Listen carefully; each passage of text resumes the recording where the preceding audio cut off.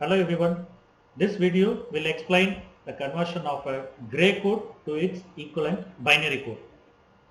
So assume the gray code bits as G0, G1, G2 and G3 and the corresponding binary bits will be B0, B1, B2 and B3.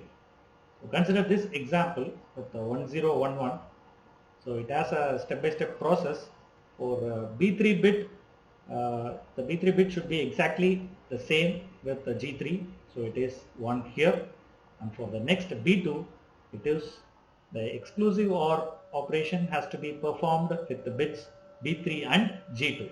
So the B3 bit 1 and the G2 bit 0 has to be XORed, and we can have a reference table here. If the inputs are 1 and 0, the output will be 1, so B2 will be 1.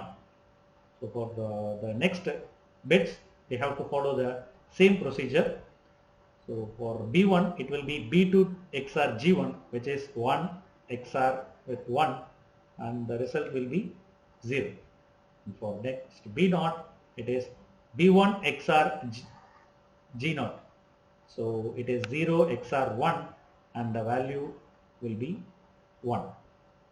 So if we convert 1011 gray code into its binary, it will be 1101.